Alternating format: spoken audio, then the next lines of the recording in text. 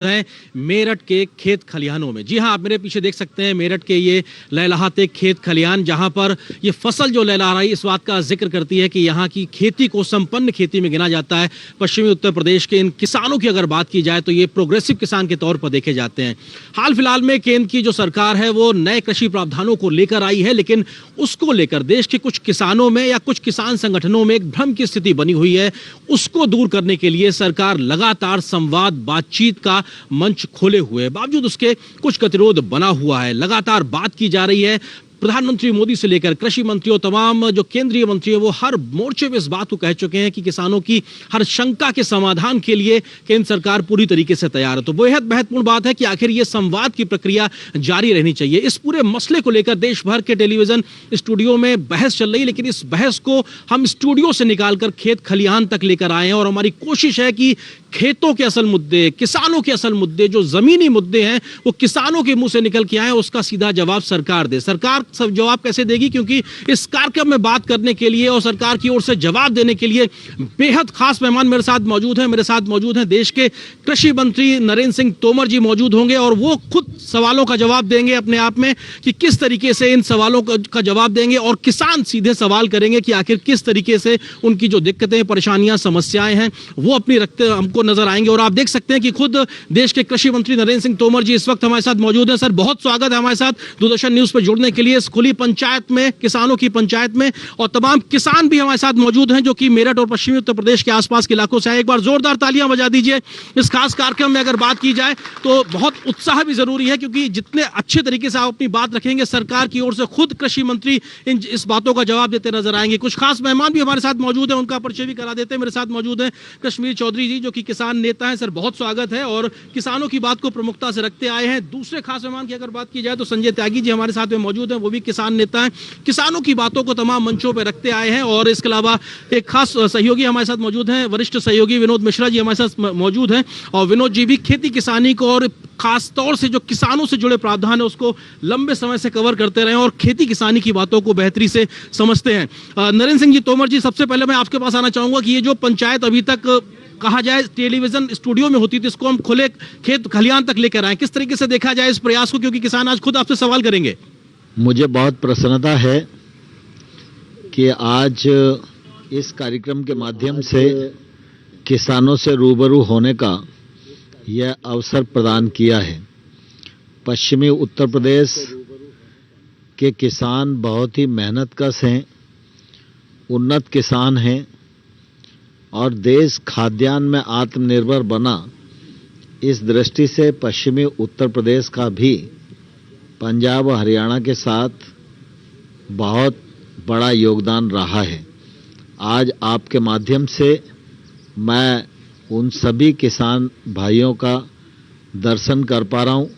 यह मेरे लिए निश्चित रूप से सौभाग्य की बात है जी। और आपके इस प्रयत्न की मैं सराहना करता हूँ, भूरी भूरी प्रशंसा इस मौके पर करना चाहता हूँ जी। और आपके माध्यम से सरकार की ओर से सभी किसान भाइयों का बहुत बहुत स्वागत करता हूँ, बहुत बहुत अभिनंदन करता हूँ।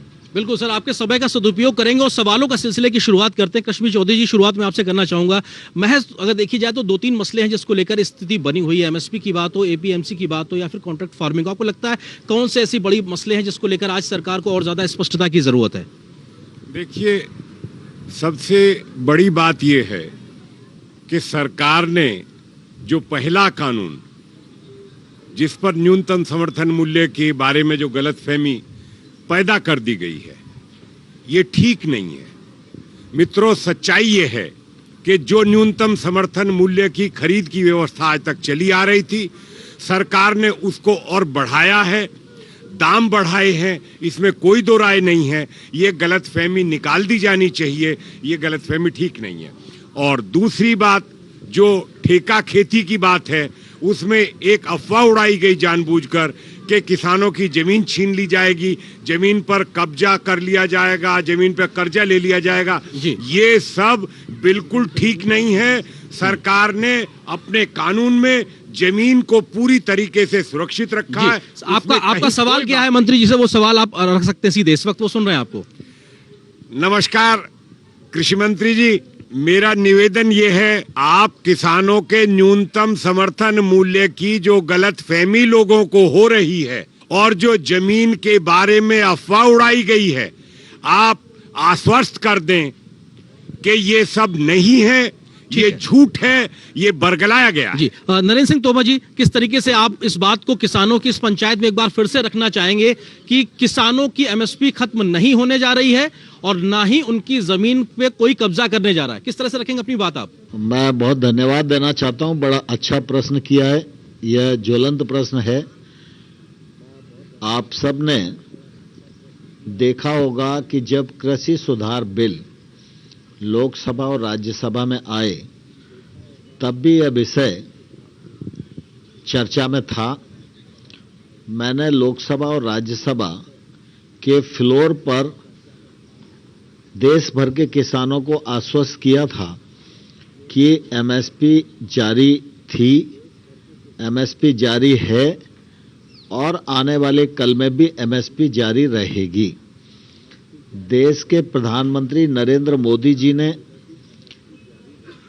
भी बल देकर पूरे देश को आश्वस्त किया कि एमएसपी जारी रहेगी, इसमें किसी को कोई शंका करने की आवश्यकता नहीं है।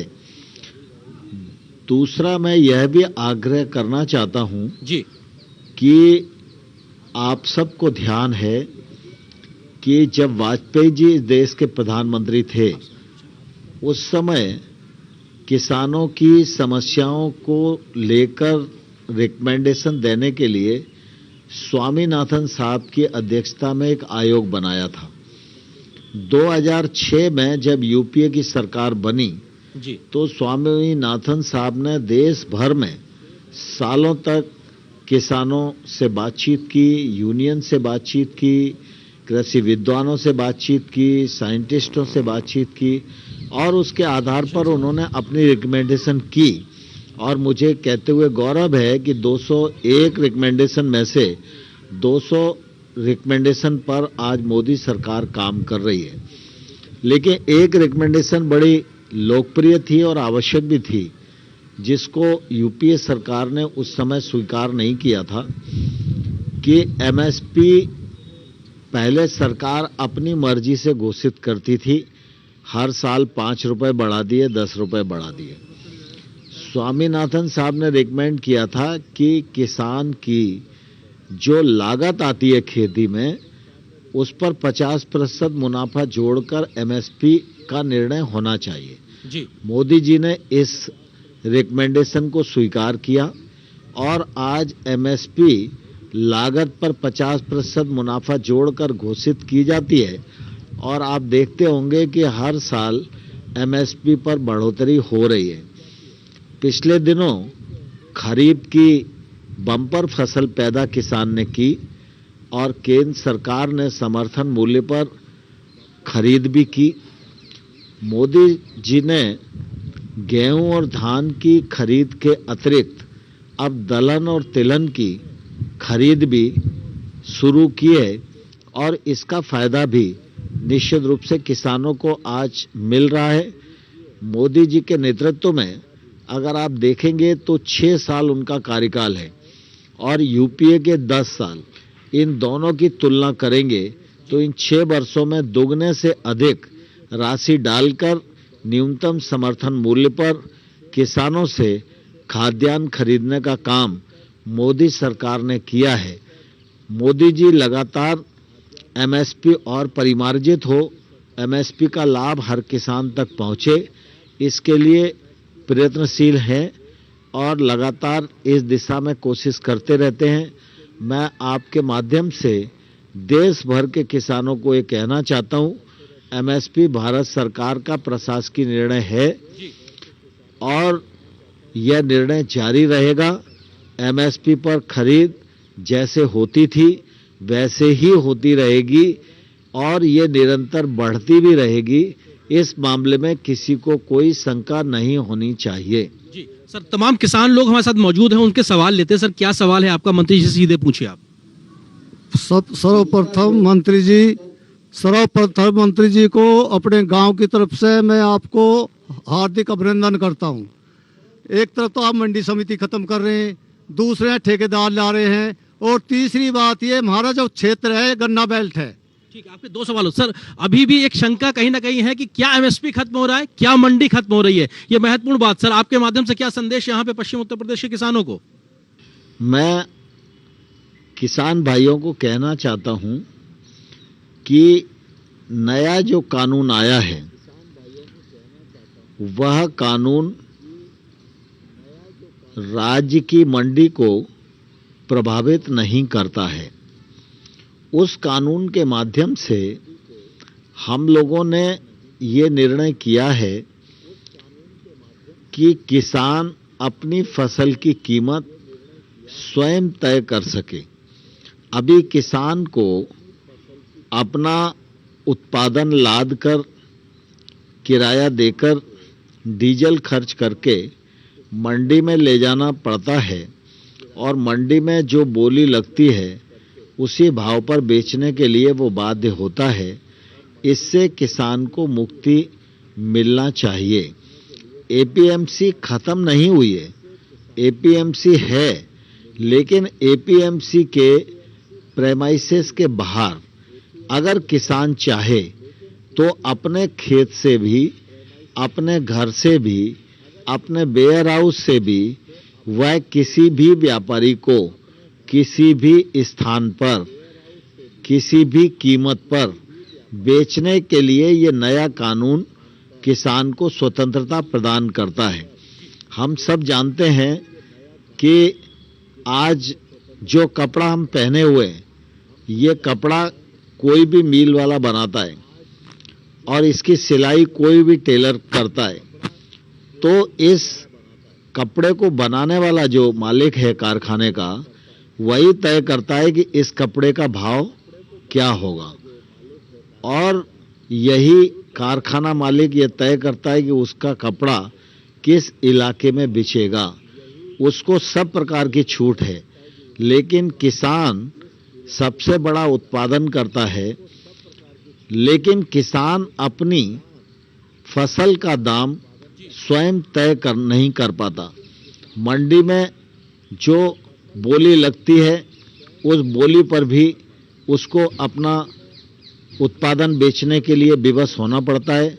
भाव उसकी मर्जी के हों तो भी और मर्जी के नहीं हों तो भी। और दूसरा हमने ये कहा है कि मंडी के बाहर जो खरीद फरोख्त होगी उस पर राज्य सरकार और केंद्र सरकार का कोई भी टैक्स नहीं लगेगा। अब जैसे उदाहरण के लिए मैं बताऊं आपको कि पंजाब राज्य है, वहाँ कृषि उपज पर 8.5% टैक्स लगता है।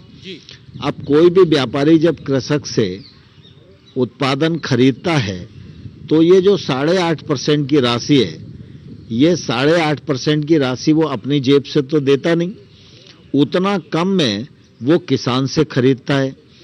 और जब मंडी के बाहर कोई टैक्स नहीं होगा तो ये जो टैक्स की राशि है, इस टैक्स की राशि का फायदा किसान को मिलेगा और वो अपना वाजिब दाम लेने में सफल होगा। और इस कानून में इस बात का भी प्रावधान किया गया है कि किसान ने अगर आज फसल बेच दी तो या तो उसे तत्काल भुगतान करना पड़ेगा या 3 दिन के अंदर उसे भुगतान करना पड़ेगा। इस कानून का लाभ किसान को ही मिलेगा। भारत सरकार ने यह भी सुनिश्चित किया है कि किसान के खाते में सीधा पेमेंट जाए, जिससे कि कोई अमानत में खयानत बीच में न कर सके और किसान को पूरा का पूरा दाम मिल सके। इस दिशा में भी कदम बढ़ाया है। अभी कोई प्रावधान नहीं है, यहाँ किसान भाई बैठे हैं, तो मुझे नहीं लगता कि किसी को तत्काल पेमेंट मिल जाता हो, लेकिन कई बार ऐसी परिस्थिति होती है कि तत्काल पेमेंट नहीं मिलने की स्थिति आए। जैसे शनिवार को कोई माल बेचा, अब दूसरे दिन बैंक बंद है, तो इसलिए हम लोगों ने ये तय किया कि या तो तत्काल पेमेंट होगा और तत्काल नहीं होगा तो 3 दिन के अंदर पेमेंट होएगा।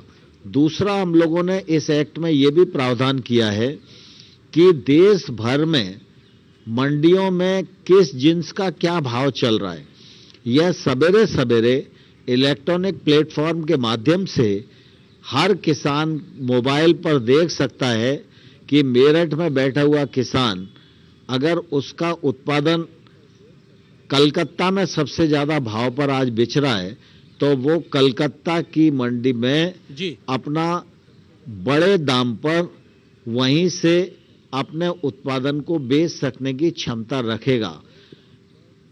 अंतर्राज्यीय जी ट्रेड को खोला गया है क्योंकि अभी किसान मंडी में ले जाता है, मंडी में मंडी फीस लगती है और व्यापारी खरीदता है, फिर व्यापारी दूसरे राज्य में ले जाता है तो दूसरे राज्य में दूसरे राज्य की मंडी फीस लगती है और फिर उसके बाद वो दूसरे राज्य में बेचता है। इस कानून के माध्यम से ना इस राज्य में मंडी फीस लगेगी और ना दूसरे राज्य में मंडी फीस लगेगी। तो जो सरकारी बीज की टैक्स की जो घटोतरी इस एक्ट के माध्यम से हो रही है उसका लाभ किसान को ही मिलेगा। यह किसान को स्वतंत्रता देने का विषय है, ठीक है सर, कि वो अपनी मर्जी से अगर चाहे तो मंडी के भीतर बेचे और चाहे तो वो किसी भी जहां उसे फसल का दाम अच्छा मिल रहा है वहां बेच सकने का प्लेटफॉर्म हम इस कानून के माध्यम से किसान को प्रदान कर रहे हैं। इसमें किसान का ही निश्चित रूप से फायदा है। आप जो बात कह रहे हैं कि पुरानी व्यवस्थाएं खत्म नहीं हो रही बल्कि नई जोड़ी जा रही है। हमारे वरिष्ठ सहयोगी विनोद जी भी हमारे साथ जुड़े हैं। विनोद जी, आपको लगता है कि कौन सा ऐसा सवाल है इस वक्त इसकी और स्पष्टता की जरूरत, क्योंकि हम देख रहे हैं मंत्री जी के एक एक शब्द को यहाँ जो मौजूद किसान है बहुत गंभीरता से सुन रहे हैं। मैं बस आर्यन मंत्री जी की ही बात को आगे बढ़ाता हूं कि गांधी जी कहते थे कि व्यक्ति की जो आजादी है, एक इंडिविजुअल की जो अपनी इंडिपेंडेंसी है, वो तब होती है पूरी जब उसमें स्टेट या गवर्नमेंट की दखल ना हो जी। और आप ये कह सकते हैं कि पूरा जो किसान का ये रिफॉर्मेशन है, ये एग्रीकल्चर रिफॉर्मेशन जो आया है, वो उसी व्यक्ति की आजादी को सुनिश्चित करने के लिए है। आई मीन आप कह सकते हैं कि पूरा गांधीयन का जो एक थॉट है, वो पूरा गांधीयन थॉट जो है वो इस रिफॉर्मेशन में साफ दिखता है, जिसमें एक किसान को पूरी आजादी है कि वो जहां चाहे जब चाहे अपने फसल की बिक्री कर सकता है। मंत्री जी इसी चीज को समझा रहे थे कि ये गांधी के फिलॉसफी से ये रिफॉर्मेशन बना है। मैं गांधी जी के इसी फिलॉसफी की बात करते हुए अपने एक बुजुर्ग किसान से पूछता हूं कि जब आपको ये पूरी आजादी मिलती है कि आप अपने फसल को, जैसे मंत्री जी आप कह रहे थे कि आपको इलेक्ट्रॉनिक्स गजट पे पूरे मंडी का भाव सुबह सुबह मिलता है कि आज इस फसल का दाम ये है, और आपको ये आजादी है कि आप अपनी फसल उत्तर प्रदेश में बेचें, बिहार में बेचें या बंगाल में बेचें, ये फैसला आपके लिए कैसा है? बढ़िया है जी। आप मंत्री जी से पूछेंगे कि इस तरह का जो आपके पास रिफॉर्मेशन आया है उसकी जानकारी अभी तक आपको नहीं थी? अभी तक जानकारी नहीं थी। तो ये आप कुछ सवाल पूछना चाहेंगे मंत्री जी से? आप पूछिए। हाँ, मंत्री जी को पहले प्रणाम। मंत्री जी, ये किसान आपको नमस्कार कर रहे हैं, मेरठ के, उत्तर प्रदेश के मेरठ में है, पश्चिम उत्तर प्रदेश में आपको नमस्कार कर रहे हैं जी। अब तक जो ये मतलब किसानों को ये पता नहीं था कि इस जो नियम से या इस कानून से कितना फायदा है कितना नुकसान है। सर, इनका सवाल मंत्री जी कह रहे हैं कि यहाँ के जो किसान हैं उनको अभी तक ये पता ही नहीं था कि इस रिफॉर्मेशन में उनके फायदे के लिए क्या क्या चीजें हैं। ये अभी तक पूरी बात किसानों के बीच में नहीं आई है। ये इसलिए एक बड़ा कंफ्यूजन, जो दिल्ली में जिस तरह की मीडिया में जो चीजें आती है छन छन के, वही इंप्रेशन जो है लगभग सारे किसानों के बीच में होती है। तो ये कम्युनिकेशन का आज का जो प्रयास है और आपके साथ सीधे जो ताल्लुकात है, मुझे लगता है एक बेहतर उनको एक नया दिशा और एक नया संकल्प के लिए एक मजबूत साबित हो गया। आर्यन, आप दूसरे सवाल पूछें। संजय जी, आपको लगता है कि और कौन सा ऐसा सवाल है, क्योंकि आप किसानों की बातों को मुखरता से रखते रहे हैं, कि आज स्पष्टता की जरूरत, खुद मंत्री महोदय आज मौजूद हैं, किस और विषय पे और ज्यादा स्पष्टता की जरूरत है? आपका सवाल। माननीय प्रधानमंत्री जी और माननीय कृषि मंत्री जी को मैं आभार व्यक्त करना चाहूंगा कि किसानों की दशकों साल पुरानी मांग जो थी कि बाजार मुक्त हो, हमारे लिए खुला बाजार हो, हम अपनी उपज की कीमत खुद तय करें, उसके लिए आपने कृषि बिल लेके आए हैं, उसके लिए बहुत बहुत आभार। हमने वो समय भी देखा है माननीय मंत्री जी कि हमारा गेहूं का पैदावार हुआ और चक्की पे आसपास हमने उसको बिक्री कर दिया तो मंडी समिति के लोग वहां पे पहुंच जाते थे और किसान का चालान करके इस तरह का किसान का उत्पीड़न होता था। तो इस मुक्त बाजार के लिए, किसान के लिए जो आपने प्लेटफॉर्म उपलब्ध कराया है, उसके लिए बहुत बहुत आभार।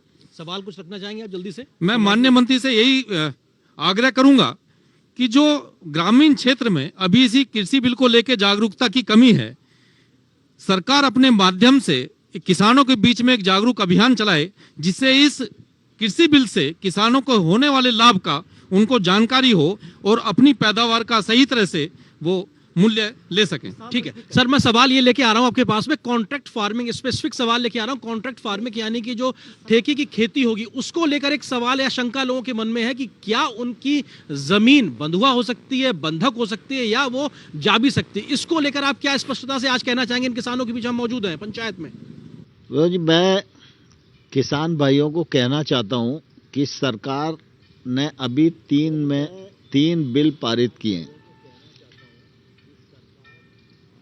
पहला बिल किसान को उसके उत्पादन को कहीं से भी कहीं भी मनचाही कीमत पर बिना किसी टैक्स के लगाए बेचने की स्वतंत्रता प्रदान करता है।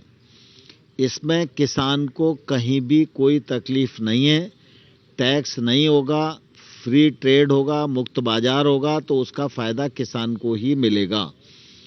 दूसरा जो कॉन्ट्रैक्ट फार्मिंग का एक्ट है, ये एक्ट बहुत ही सोच समझ के और पूरा का पूरा किसानों के हित में बनाया गया है। एक तो मैं आपको ये बताऊं कि इस कानून के माध्यम से कोई भी किसान इस बात के लिए बाध्य नहीं है कि वो कॉन्ट्रैक्ट करे अथवा नहीं करे। अगर उसकी इच्छा है तो उसे करना चाहिए, और अगर वो करेगा तो एक कानूनी सुरक्षा उस गरीब किसान को मिले। यह प्रबंध इस कानून के माध्यम से हम लोगों ने किया है। सामान्य तौर पर हम सब अनुभव करते हैं और किसान भाई भी अनुभव करते हैं कि आज गेहूं और धान की जो फसल है वो लगभग चरम पर पहुंच गई है। उसमें जितना फायदा हो रहा है, अब उसमें और फायदा हो, इसकी गुंजाइश धीरे धीरे कम हो रही है। और दूसरा, धान की फसल में पानी भी ज़्यादा लगता है। देश में 86% छोटे किसान हैं। अब जो छोटा किसान है वह स्वयं अपने खेत में बड़ी पूंजी नहीं लगा पाता जी, और छोटे किसान के पास कोई बड़ा आदमी भी जाता नहीं है। आप देखेंगे जब देश आज़ाद हुआ था तो हमारे जीडीपी में 50% योगदान खेती का होता था, लेकिन धीरे धीरे बहुत सारे क्षेत्रों में रिफॉर्म हुए, बहुत सारे क्षेत्रों में निजी निवेश आया, कल कारखाने लगे, ट्रांसपोर्ट सिस्टम बढ़ा, तो जहां जहां निजी क्षेत्र का निवेश गया वहां वहां वो क्षेत्र फायदे का धंधा बनता गया जी। लेकिन कृषि का जो क्षेत्र है, इस क्षेत्र में निजी निवेश की संभावनाएं नहीं थी, और किसान के पास जो पैसा है वो अपर्याप्त है, और इसलिए वो भी बड़ा निवेश करके अपने खेत में महंगी फसल पैदा नहीं कर सकता है। तो जब हम कॉन्ट्रैक्ट फार्मिंग एक्ट बनाए हैं तो उसके पीछे हमारी कोशिश ये है कि किसान महंगी फसलों की ओर आकर्षित हो, किसान नई टेक्नोलॉजी से जुड़े, किसान वैश्विक मानकों के अनुसार खेती करे, और किसान का जो उत्पादन है उसकी नज़दीक में ही प्रोसेसिंग हो सके। और अगर प्रोसेसिंग नज़दीक होगी, अच्छी गुणवत्ता का उत्पादन बनेगा जी, तो निश्चित रूप से वो बाजार में महंगा बेचेगा और इससे किसान को ज़्यादा पैसा मिलेगा। अभी भी कॉन्ट्रैक्ट फार्मिंग उत्तर प्रदेश में, पंजाब में, हरियाणा में, गुजरात में, महाराष्ट्र में बड़े पैमाने पर होती है, लेकिन अभी तक कोई कानूनी प्लेटफॉर्म नहीं है। किसान और प्रोसेसर के बीच में जब झगड़ा हो जाता है तो अंततोगत्वा घाटा किसान को ही होता है जी। और इसलिए हम लोगों ने जब कॉन्ट्रैक्ट फार्मिंग का एक्ट बनाया तो उसमें ये प्रावधान किया है कि प्रोसेसर और किसान दोनों की चर्चा के बाद जब कॉन्ट्रैक्ट होगा तो ये कॉन्ट्रैक्ट सिर्फ किसान की फसल का ही कॉन्ट्रैक्ट होगा। इस कानून में उसकी भूमि के, जमीन का, लीज का, पट्टे का, ठेके का ऐसा कोई कॉन्ट्रैक्ट नहीं होगा। जी कानून की मंशा है खेती किसान ही करे और प्रोसेसर इन्वेस्टमेंट करे, खरीद की गारंटी दे और किसान को अच्छा और वाजिब दाम मिल सके। जी और इसलिए इस एक्ट के माध्यम से करारकर्ता और किसान दोनों लोग जब एग्रीमेंट करेंगे तो फसल तय होगी, फसल की क्वालिटी तय होगी और बुआई के समय ही किसान की फसल का औसत मूल्य तय होगा। जी ये जो औसत मूल्य है, जैसे उदाहरण के लिए संतरे की खेती का कॉन्ट्रैक्ट हुआ तो दोनों ने मिलकर तय किया कि भाई पिछले 2-3 साल में ये भाव रहे हैं तो एक औसत मूल्य बनता है, मान लो 10 रुपए किलो का संतरा, तो फसल आएगी तो 10 रुपए किलो का संतरा खरीदेंगे। जी अब 10 रुपए किलो का करार हो गया तो ये 10 रुपए किलो का जो भाव तय हो गया है, जब फसल आएगी तो प्रोसेसर को 10 रुपए किलो का भाव उसे देना ही पड़ेगा। इस कानून में ये भी प्रावधान किया गया है कि अगर किसी प्राकृतिक आपदा से फसल पर दुष्प्रभाव होता है तो इस दुष्प्रभाव का नुकसान किसान नहीं भुगतेगा, इसका नुकसान प्रोसेसर को ही भुगतना पड़ेगा। करार में जो राशि लिखी हुई है उतना भुगतान तो किसान को देना ही पड़ेगा, यह एक्ट में उल्लेख किया गया है। जी दूसरा ये भी सुरक्षा मैं- प्रदान की गई है जी, कि जैसे मान लो 10 रुपए किलो का भाव तय हो गया और अगर फसल आई उस समय संतरा 20 रुपए किलो हो गया बाजार में, तो उस समय किसान को लग सकता है कि भाई मैंने 10 रुपए किलो पर करार कर लिया और अब तो ज़्यादा हो गया, अगर करार नहीं होता तो मैं 20 रुपए किलो में बेचता। तो उसमें ये भी व्यवस्था की गई है कि करार करते समय ही दोनों लोग ये भी तय करेंगे जी कि फसल आने पर अगर भाव इतना प्रतिशत बढ़ेगा तो उसका इतना प्रतिशत किसान को बोनस के रूप में भी मिलेगा। दूसरा, इसमें यह भी प्रावधान किया है कि किसान की भूमि पर अगर किसी भी प्रकार का इंफ्रास्ट्रक्चर, मान लो जैसे पोल्ट्री का बिजनेस है उसके लिए कोई कॉन्ट्रैक्ट करता है, तो ऐसी स्थिति में पोल्ट्री के लिए कुछ इंफ्रास्ट्रक्चर बनाना पड़ेगा। उसका जब करार ख़त्म हुआ तो अब उस इंफ्रास्ट्रक्चर का क्या होगा, तो हम लोगों ने उसी में एक्ट में प्रावधान किया है कि या तो करारकर्ता अपना इंफ्रास्ट्रक्चर को उठा के तोड़ के ले जाए जी और अगर वो कृषक की भूमि पर है तो कृषक ही उस इंफ्रास्ट्रक्चर का मालिक होगा। और ये भी हम सुनिश्चित करने वाले हैं कि उस इंफ्रास्ट्रक्चर पर किसी भी प्रकार का कर्जा नहीं लिया जा सकेगा, जिससे कि किसान के खोपड़ी पर कोई भी आदमी जी कर्जा छोड़कर नहीं जाए। जी दूसरा, हम लोगों ने ये भी प्रावधान किया है कि अगर विवाद होगा तो सबसे नज़दीक एसडीएम किसान के नज़दीक की इकाई है, क्योंकि कोर्ट में अगर केस जाता है तो पहले दुनिया भर के टिकट लगेंगे और उसके बाद वकील करना पड़ेगा, फिर कोर्ट में जब तारीख लगेगी तब केस एडमिट होगा, फिर निर्णय कब आएगा तो मालूम नहीं है।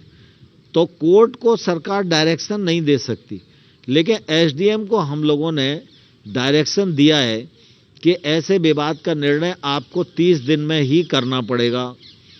दूसरा डायरेक्शन कानून में ये दिया है कि अगर किसान की गलती पाई जाती है तो किसान से सिर्फ उतनी ही वसूली का आदेश दिया जा सकता है जितना किसान ने एडवांस प्राप्त किया है, जी उस पर भी कोई ब्याज नहीं लगाया जाएगा।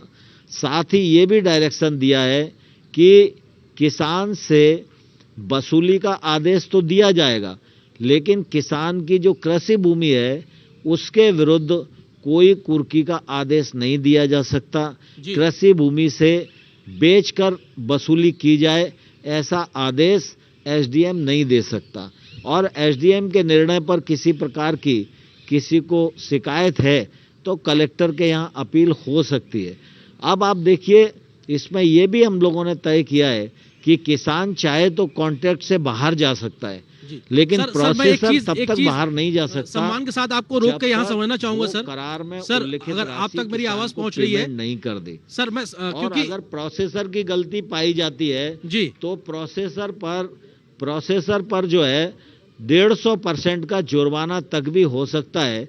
ये कानून में हम लोगों ने प्रावधान किया है। जी। किसान को सुरक्षा पूरी मिले, इस बात का प्रबंध कानून में किया गया है। इस कानून का फायदा उठाकर किसान महंगी फसलों की ओर जा सकते हैं जी। और निश्चित रूप से अपनी आमदनी बढ़ाने का मार्ग इन कानूनों के माध्यम से प्रशस्त होता है। जी, संक्षेप में जल्दी से कुछ और सवाल ले लेते हैं। कौन सवाल पूछना चाहता है मंत्री से? जी जी मंत्री जी, पूरे देश के किसानों की एक शिकायत आ रही है कि जिस तरह से कोरोना काल में प्रधानमंत्री जी ने और आपने 1 लाख करोड़ रुपए का क्लस्टर डेवलप करने के लिए, गांव के विकास के लिए, रोजगार के लिए, एग्रो प्रोसेसिंग के लिए मुहैया किया योजना, एक बहुत बड़ी योजना है। लेकिन जो एफपीओ बनाने की व्यवस्थाएं हैं उसके लिए एक सुझाव बार बार आ रहा है कि जिला स्तर पर एक नोडल अधिकारी नियुक्त कर दिया जाए जिससे किसानों को एफपीओ बनाने में कोई परेशानी ना हो। और इसी में दूसरा एक निवेदन ये भी आ रहा है कि जिस तरह से कोऑपरेटिव सेक्टर को पूरे अधिकार बाजार में दिए गए हैं, प्रदेश हो या केंद्र हो, उसी तरीके के बराबर के अधिकार माल बेचने के, आपूर्ति करने के एफपीओ को भी दे दिए जाएं। ये 2 बातें एफपीओ से संबंधित है। और तीसरा इसमें यह है, क्या कॉन्ट्रैक्ट फार्मिंग में आपकी क्या राय है कि किसान एफपीओ बनाकर अगर जाएंगे तो ज्यादा मजबूती रहेगी क्योंकि वो ज्यादा संख्या के किसानों की संख्या होगी। सर, इसमें एक चीज ये जोड़ते हुए कि एक संशोधन को लेकर जो विरोध भी हो रहा है, उसमें से एक संशोधन पे बात लगातार हो रही है कि क्या जो एसडीएम तक जा सकने की व्यवस्था कानून में की गई है, क्या उसको संशोधित करके जो जिला न्यायालय है वहां तक जाने का भी किसानों का अधिकार होगा? इन तमाम बातों को लेकर आप क्या स्पष्टता से कहना चाहेंगे?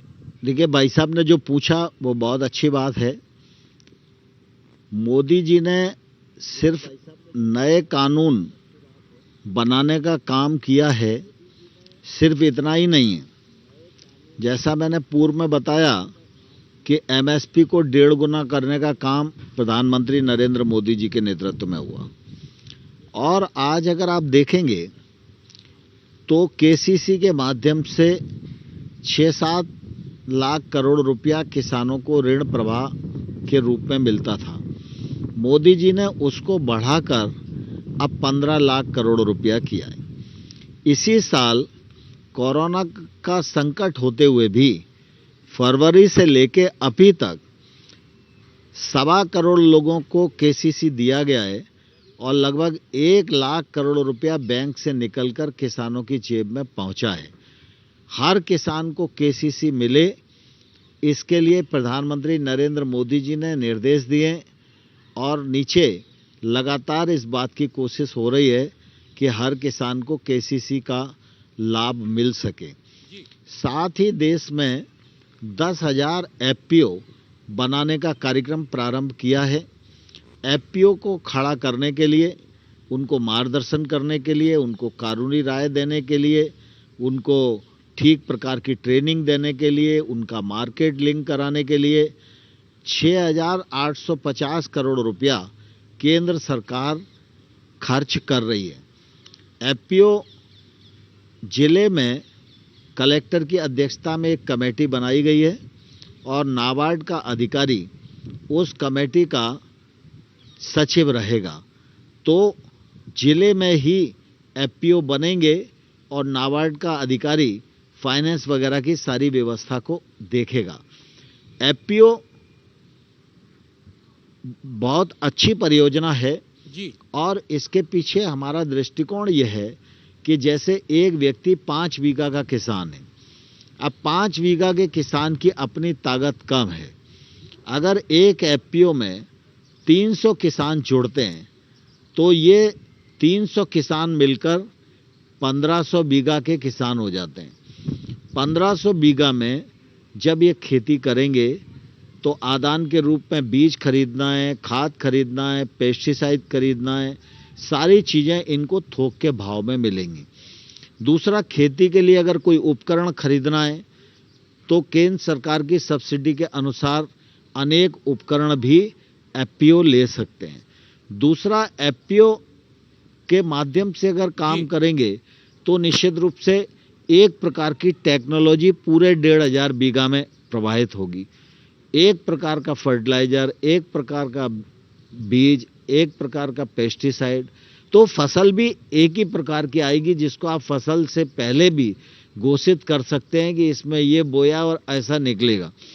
दूसरा, एफपीओ जब 1500 बीघा में उत्पादन करेगा तो उसकी बार्गेनिंग कैपेसिटी भी बढ़ेगी।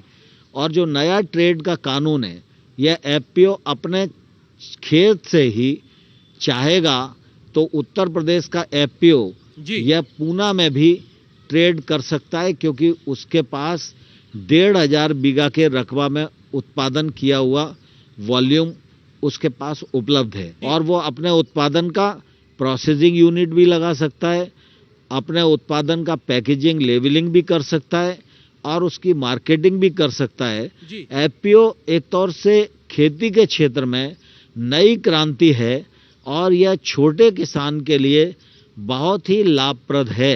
जी सर, जल्दी दूसरा, जैसा बताया कि एसडीएम और न्यायालय वाली बात, तो मैं समझता हूं कि अभी आप अखबारों में पढ़ रहे होंगे, टीवी पर देख रहे होंगे, एसडीएम तक का जो प्रावधान हम लोगों ने बहुत सोच समझ के किया था।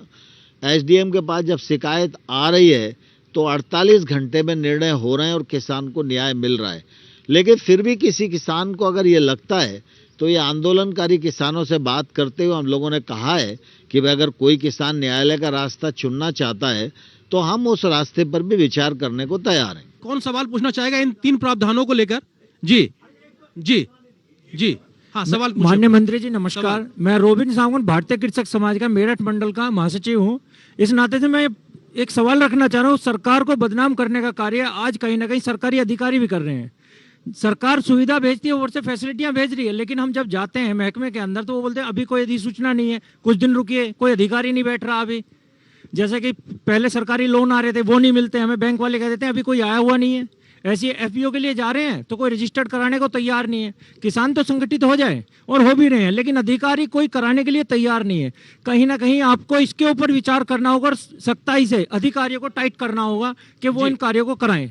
ठीक है, नमस्कार। कुछ और सवाल है? जी, आप अपना सवाल पूछिए। मेरा सवाल ये है माननीय मंत्री जी से, जैसा कि माननीय मंत्री जी ने अभी एसडीएम की जो अदालत के बारे में कहा है, मेरा निजी अनुभव ये है कि जो एसडीएम की जो कोर्टें हैं उनमें न्याय जल्दी से नहीं मिल पाता है। इसलिए जो किसानों को न्याय दिलाने के लिए एसडीएम से जो दूसरी कोर्ट है उनकी भी व्यवस्था कानून में करी जाए। ठीक है, आपका सवाल। माननीय मंत्री जी प्रणाम, और मैं आभार व्यक्त करता हूं दूरदर्शन की भी संपूर्ण टीम का, जिन्होंने आकर के किसानों के बीच में ये मंच प्रदान किया कि हम आपसे सीधे रूबरू हो पा रहे हैं। बहुत सारी शंकाएं किसानों के मन में इन बिलों को लेकर थी मंत्री जी, उन शंकाओं का समाधान आपने इस कार्यक्रम के माध्यम से किया, उसके लिए आपका और भारत की सरकार का भी बहुत बहुत आभार, धन्यवाद।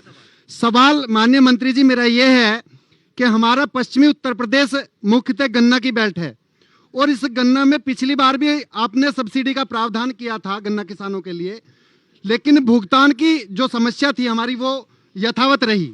इसमें इस बार भी आपने 3500 करोड़ रुपए का जो प्रावधान किया है उसके लिए सरकार का स्वागत, अभिनंदन। लेकिन इसमें थोड़ा सा ऐसी कोई व्यवस्था आप जारी करें कि जिससे कि भुगतान समय से सुनिश्चित हो सके, या तो उसमें इन गन्ना मिलों के लिए जो सब्सिडी दी गई है चीनी की बिक्री के लिए कुछ समय निर्धारित कर दें।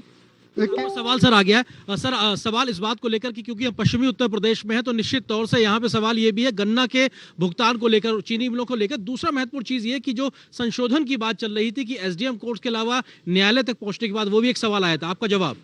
कि मैंने पहले ये बात कही कि अगर किसी किसान के मन में यह बात है कि एसडीएम के स्थान पर न्यायालय में जाना है तो सरकार को इसे मानने में कोई आपत्ति नहीं है, लेकिन मैं आपको ये भरोसा दिलाना चाहता हूँ कि जब एसडीएम को न्याय के लिए अधिकृत किया है तो कानून में ही उसको बांधा गया है कि आपको 30 दिन में ही न्याय देना पड़ेगा।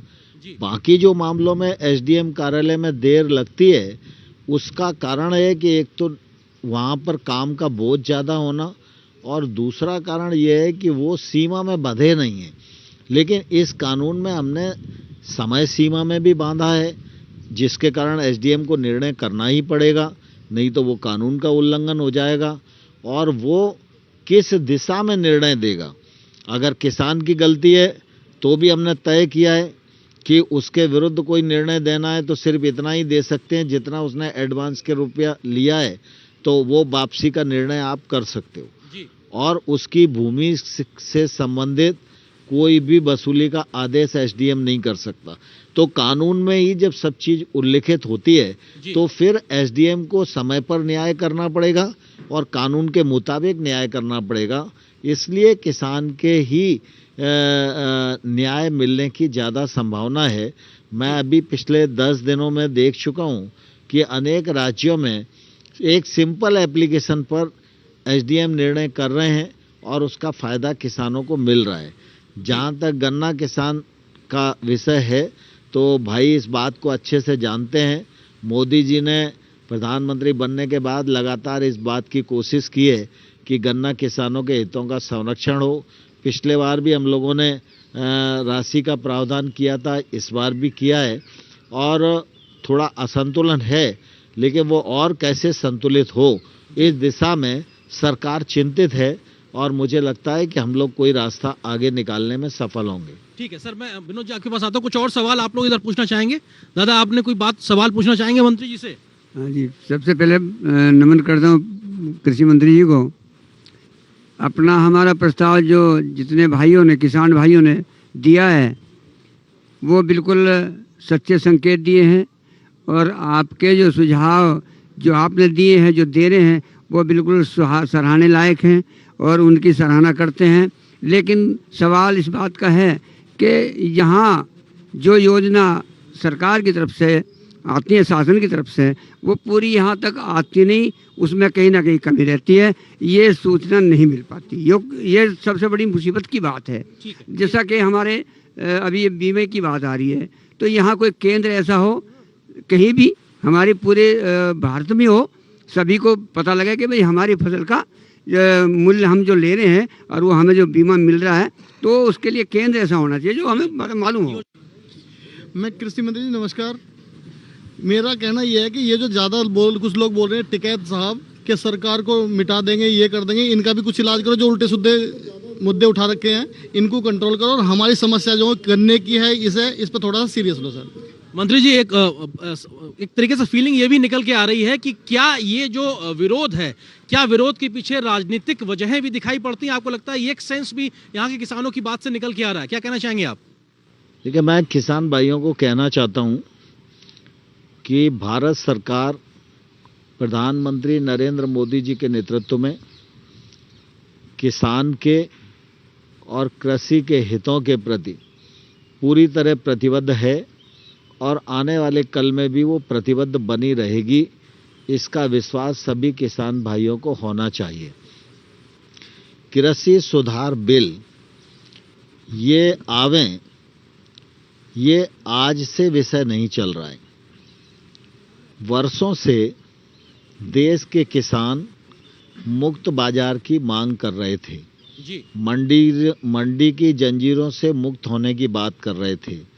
बिना किसी टैक्स के कृषि उपज की खरीद फरोख्त हो, इसकी मांग कर रहे थे। स्वामीनाथन साहब ने भी इस दिशा में रिकमेंडेशन किया। राष्ट्रीय किसान आयोग बना, उसने भी अपनी रिकमेंडेशन किया। शरद जोशी जी और महेंद्र सिंह टिकैत जैसे जो किसान नेता रहे हैं, वो भी लगातार इस दिशा में इस प्रकार के कानून आए, ये मांग करते रहे। यूपीए की सरकार में मनमोहन सिंह जी, कृषि मंत्री शरद पवार भी इसकी वकालत करते रहे। लेकिन वो दबाव प्रभाव में हिम्मत नहीं कर पाए। जी मोदी जी एक ऐसे नेता हैं जिसके लिए देश पहले नंबर पर है और देश का विकास पहले नंबर पर है। वोट बैंक के लिए मोदी जी राजनीति नहीं करते और इसलिए मोदी जी ने बिना किसी की परवाह किए इन कानूनों को बनाने का काम और संशोधित करने का काम किया। इससे देश भर के किसानों के जीवन स्तर में परिवर्तन आने वाला है, उनके क्षेत्र में समृद्धि आने वाली है। यह सही है कि आज किसान आंदोलन चल रहा है और किसान आंदोलन में पंजाब के लोग बैठे हुए हैं और कुछ थोड़े बहुत एक दो लोग अलग से जुड़े हैं। टिकैत जी का नाम अभी भैया ने लिया। अब मैं उनको ये कहना चाहता हूँ कि कुल मिला के जिस दिन ये कानून आए थे उस दिन टिकैत साहब की जो भारतीय किसान यूनियन है उसने अखबारों को कहा था कि 27 साल के बाद आज स्वर्गीय महेंद्र सिंह टिकैत जी की आत्मा को शांति मिली है, क्योंकि आज किसान एकदम मंडी की जंजीरों से मुक्त हुआ है। लेकिन अब राजनीतिक क्षेत्र कई बार ऐसी परिस्थिति हो जाती है कि व्यक्ति को अपनी बात से पलटने पर विवश कर देता है। ऐसे ही कांग्रेस ने भी अपने घोषणा पत्र में इन कानूनों को लाने की बात कही थी। अब कांग्रेस भी विरोध करने पे उतर आई, क्योंकि उनको लग रहा है कि बहती गंगा में हाथ धो लो और किसानों का कंधा तो है ही, अपनी बंदूक चला सको तो चला लो। लेकिन मैं समझता हूँ देश का किसान समझदार है, 99% किसान समझ रहा है, समर्थन कर रहा है, मुझे भी फ़ोन कर रहा है, ईमेल कर रहा है, खुद आकर मिल रहा है, किसान यूनियन के लोग मिल रहे हैं। आप सब लोगों से भी चर्चा हुई तो आप सब लोगों में भी सभी ने नए बिलों का समर्थन किया है और मोदी जी के इन रिफॉर्म को सराहा है। जो शंकाएं आपके मन में थीं उन शंका को मैंने निर्मूल करने की कोशिश की है और मुझे ऐसा लगता है कि शायद मेरी बात से आपको समाधान मिला होगा। सर मुझे पता आपकी समय की बाध्यता है, बहुत जल्दी से हमारे वरिष्ठ सहयोगी विनोद जी को सवाल रखना चाहते हैं। सर जल्दी से रखिए सवाल। मेरा सवाल, मैं मंत्री जी की ही बात को, इस चीज को आगे बढ़ा रहा हूँ। जो रिफॉर्मेशन की बात कही है मंत्री जी ने 1991 के बाद, जब एक इकोनॉमिक 1991 के बाद ये रिफॉर्मेशन आया है, ये 2020 में एग्रीकल्चर रिफॉर्म्स, और रिफॉर्म्स का मतलब ये सीधे था कि 86% किसान जो हैं, जो मार्जिनल फार्मर्स हैं, उनके बीच एक पूंजी निवेश हो, उनके बीच बाजार आए। ऐसे बहुत सारे किसान हैं जो किसान अपने प्रोडक्ट का, अपने फसल को बाजार ले भी नहीं जा पाते हैं। वो अपने छोटे मोटे किसान, 1 एकड़ जमीन जोतने वाले 86% किसान हैं इस देश में, और वो अपने हर प्रोडक्ट को बाजार नहीं ले जाते हैं। तो एक बाजार का जो पढ़ने से मैं कृष्णवीर चौधरी जी से पूछूंगा। कृष्णवीर जी, आपका सवाल होना चाहिए कि सरकार का इस रिफॉर्मेशन में सबसे जो मेन मकसद है वो एक बाजार है, और दूसरा जो मकसद है वो पूंजी है। और इसी पूंजी के लिए आप जब इन्वेस्टमेंट देखे थे ये इकोनॉमिक रिफॉर्मेशन में, 30 करोड़ गरीब लोग इस पिछले वर्षों में गरीबी रेखा से ऊपर आ गए। तो ये किसानों के लिए अगर ये बेहतर रिफॉर्मेशन है तो इसमें क्या सुधार होना चाहिए मंत्री जी से? मेरा इसमें निवेदन ये है कि सरकार की योजनाओं का जो जानकारी है वो गांव के किसानों को पूरी तरह से आज भी नहीं है, और जिस तरह से रिफॉर्म का लाभ देश के 86% गरीब किसानों को मिलना चाहिए, उन योजनाओं का लाभ पूरी तरह से हर सरकार की मशीनरी की जिम्मेदारी होती है, उनका ये एक रेस्पॉन्सिबिलिटी फिक्स करी जाए और उसमें कृषि विज्ञान केंद्रों को भी इन्वॉल्व किया जाए, जिससे जिला प्रशासन भी और कृषि विज्ञान केंद्र भी मिलके एक नए रास्ते पर किसानों को चले। हम तो धन्यवाद कर रहे हैं देश के कोने कोने के किसान भाई, प्रधानमंत्री जी का और आपका धन्यवाद कर रहे हैं। मुझे पता है उनको जाना है। सर आपकी बात को आगे ले जाता हूँ। मंत्री जी एक आखिरी सवाल, और आपको मुझे पता आपको जाना है, मैं आखिरी सवाल आपसे ले रहा हूँ। सर चौधरी जी एक सेकंड। मंत्री जी आखिरी सवाल, क्योंकि गतिरोध अभी बना हुआ है तो सरकार अब कैसे इस गतिरोध को खत्म करने जा रही, क्योंकि गतिरोध कैसे दूर होगा? सर वक्त खत्म हो गया सर, उनको मंत्री जी को जाना है। सर मंत्री जी, मैं आपके माध्यम से आंदोलन में बैठे हुए किसानों को भी कहना चाहता हूं और सारे देश के किसानों को कहना चाहता हूं कि भारत सरकार नरेंद्र मोदी जी के नेतृत्व में किसानों के उत्थान के लिए समर्पित है। किसान की अगर कोई भी समस्या है उसको सुनने के लिए 24 घंटे तैयार है। आंदोलनकारी किसानों से भी हम लोगों ने 6 बार वार्ता की है और मैं अभी भी आशावान हूँ कि निश्चित रूप से वो सकारात्मक सोचेंगे। अगले बार वार्ता का कोई दौर होगा, उस दौर में हम लोग समाधान निकालने में सफल होंगे, ऐसी मुझे पूरी आशा है और किसानों पर पूरा भरोसा है। बहुत शुक्रिया और हम उम्मीद करते हैं ये गतिरोध बहुत जल्द खत्म होगा। आपने बहुत कीमती समय दिया और तमाम मसलों पर बेबाकी से अपनी बात रखी और समझाने की कोशिश की है, खासतौर से किसानों की इस पंचायत में कि आखिर ये नए प्रावधान जो है कैसे किसानों के हित में और किसानों को इस बात को समझना चाहिए। बहुत शुक्रिया सर हमारे साथ जुड़ने के लिए, डीडी न्यूज़ पर अपना वक्त देने के लिए। एक बार जोरदार तालियां बजा दी थी। तो निश्चित तौर से इसमें कोई दो राय नहीं कि स्टूडियो की बहस से निकलकर ये पहला मौका था जब खेत खलियान में पंचायत लगी और किसानों के बारे में जो नए प्रावधान लाए गए खेती को लेकर उस पर सरकार की ओर से खुद कृषि मंत्री ने किसानों से सीधे सवाल लिए और उसका जवाब दिया। तो अपने आप में एक बहुत महत्वपूर्ण पहल और इसका एक तरीके से मंच जो हमने सजाया था किसान पंचायत का, वो यहाँ पे सार्थक होती नजर आ रही है। विनोद जी, है कि हम इस सिलसिले को जब यहाँ तक हम लोगों ने देखा मंत्री जी, लोगों में अभी भी अवेयरनेस की कमी है और लोग जो है ये बात मान रहे हैं कि सिर्फ पंजाब नहीं है, इतना बड़ा देश है, डेमोजोग्राफी के तरह से आप देखें कि देश की इतनी विभिन्नता है, उस विभिन्नता के लिए ये रिफॉर्मेशन आया है, उसका हर लोगों ने स्वागत किया है। लेकिन ये जानकारी के अभाव में लोग इस बात को कंफ्यूजन है और इस कंफ्यूजन को इसी तरह के पंचायतों से दूर किया जा सकता है। मंत्री जी बहुत बहुत शुक्रिया अपना कीमती वक्त हमारे साथ साझा करने के लिए। तो निश्चित तौर से ये किसान पंचायत हमने पश्चिमी उत्तर प्रदेश के मेरठ के खेत खलियानों से लगाई थी। यहाँ पे तमाम किसानों ने अपने सवाल उठाए और मंत्री महोदय ने खुद इस बात के जवाब दिए। उम्मीद यही करते हैं कि ये बातचीत और संवाद का जो सिलसिला है आगे भी जारी रहेगा और जो गतिरोध बना हुआ वो बहुत जल्द ही खत्म होगा। आप सबका बहुत बहुत शुक्रिया, आप तमाम मेहमानों को जुड़ने के लिए बहुत बहुत शुक्रिया। एक बार जोरदार तालियां बजा दीजिए और इस संवाद के लिए बहुत बहुत शुक्रिया। खेत खलियानों से इस बातचीत के लिए बहुत बहुत शुक्रिया। तो डीडी न्यूज़ के इस खास कार्यक्रम में आज बस इतना ही, लेकिन हमारा खबरों का सिलसिला लगातार जारी रहेगा। नमस्कार।